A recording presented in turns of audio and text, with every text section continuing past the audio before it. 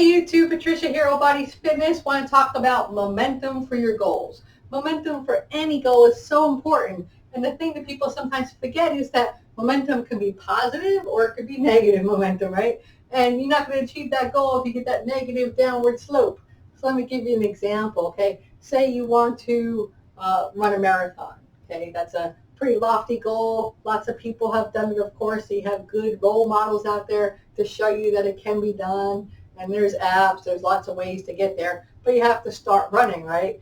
And once you start running, you just leave your door and you start running and you increase a little bit at a time, right? You develop a strategy to do it, but you have to do it at least like 4 days a week of running so that you can start building up your endurance and that kind of thing, or some kind of cardio. So say you're doing really good the first week, you do your 4 days, then you take a day off, and then, oh, that momentum is gone. Now you take another day off. Oh, and then your friend calls you and they want you to go help them move. So, okay, well, I'll get a good workout of moving. And you take another day off. And now that's 3 days off. Oh, my goodness. That's a negative momentum for sure. And then that next day, it's going to be so hard to get yourself to go again. All right? So you really have to have that willpower because your momentum now is gone. Right? So momentum is something that can work in your favor or work against. Now, sometimes fitness is a little bit of a challenge because you can't be consistent. You can't run every day. That's hard on the body. You can't always eat perfectly in the time windows and exactly when you want to and all that kind of thing because life is here to live, right? You have to go to weddings, you have to go to events, you have to go to dinners, you have to go to parties, blah, blah, blah. So life is going to throw things in your way just to see if you're able to jump over those hurdles or if you slide downhill, lose that momentum and continue to slope down, right? We don't want to do that. We want to say, oh, stop myself in that tracks. I'm sliding downhill and then get back up and then start going up that hill again, right? Because it is an uphill battle to achieve any goal.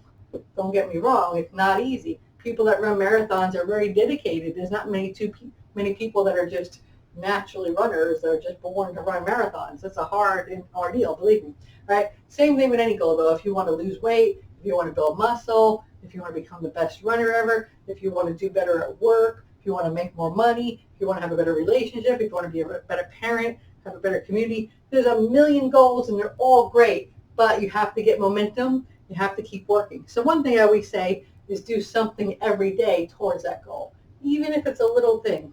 Now, if it's a runner, right, and you're trying to run a marathon, you do have to take a day off or two of rest, right? But you know what you can do those days? You can go read something about running. You can read a new book about it, read a new blog about somebody else's journey. You can inspire yourself by doing that. You can read about the best sneakers, whatever is your interest, how to avoid shin splints. Read something that has to do with running, or at least think about running, so that you don't lose that momentum. Because, yeah, I'm resting my body today, but that's part of the actual plan is the rest, because otherwise I'm going to hurt my muscles. So you have to realize that, so then you don't really lose the momentum because you're doing something towards it, right? Same thing with your diet. It's very hard to eat healthy, and not everybody even knows what that means to eat healthy, of course, because everybody has different ideas.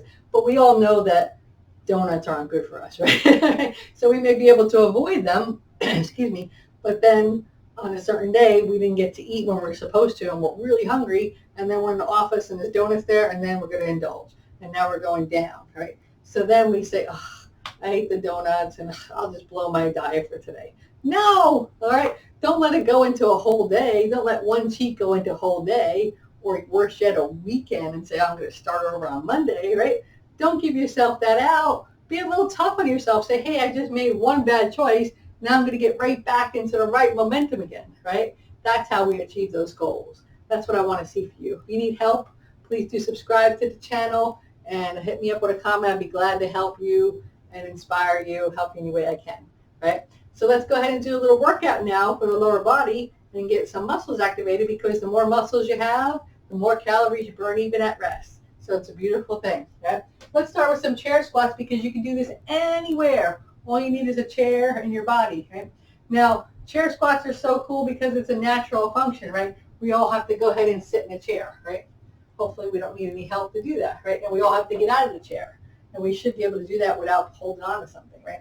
So in a chair squat, we're going to simulate that but we're going to just barely touch down and then pop up and squeeze those glutes because the glutes are your biggest muscle and should be a very strong muscle. So let's do a set of 10. All right, sit back, touch, come up and squeeze. Now, if you can't get all the way down to touch and be able to get yourself back up, just do a little one even, but squeeze those glutes. Do what you can and you'll see improvements. Just keep at it, right? So let's go ahead and do it. Here we go. We'll start over. One. It's an extra one or two won't hurt you. All right, so weights over your heels, not over your toes. I like my hands forward to keep my good body alignment. Good. 3 more. 3, 2, and 1. Good. Feel those muscles getting activated? Excellent. Now let's bring the chair to the side so we can do a little something else. All right, have that chair to the side like so, and we'll do a gate swing. Really good for those hips. All right, so hands gently on the chair for balance. All your weight's on the leg closest to the chair, and just come up, swing it out, bring it in and down. Now it's not a huge movement. You do what you can, and good. But really activate all those muscles, strengthen everything up. You're also working this leg because you're standing on it, right? It's a good thing. Nice. Beautiful. Let's do 3 more on this side. 3, 2, and last one. Good. Now, again, the weight's on this leg. Let's go ahead and try a one leg balance. You have the chair there, don't fall, but try and take your hand away at a certain point, right? So come up on that one leg and hold it. And let's see if we can hold it without touching on for 10, 9, 8, 7, 6, 5, 4, 3, 2, and 1. Good, you should feel some work there. And balance is something you have to work on. I'm working on doing my eyes closed, and sometimes I can do 30 seconds, and sometimes I'm wobbly all over the place. So it's something we have to work on, right? Now, if you have a rug under you, it is a little harder. It is easier on a flat surface, right? Okay, so let's go on the other side now. We'll do the gate swings on this side. I just move my chair around if you want to walk around the chair, whatever setup you have there, okay? Don't lean too heavily onto that chair. Come up, out, in, and down. Up, out, in, and down. Beautiful. You got it. Nice. You're doing it. You're getting stronger. 4 more like that. Here's 4. Making progress towards those goals. 3. Keeping that momentum going. 2.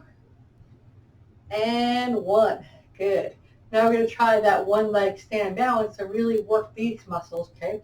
All right, so the chair is closest to the leg you're going to stand on.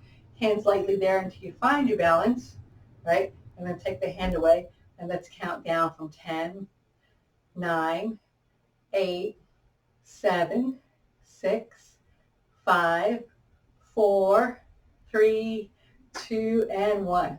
Thank you very much. Good job. All right. Feels good, right? Now you can go ahead and rest and just redo that set and keep going. And check out these other videos. We'll do some more great workouts. Look forward to talking to you again. Stay the course.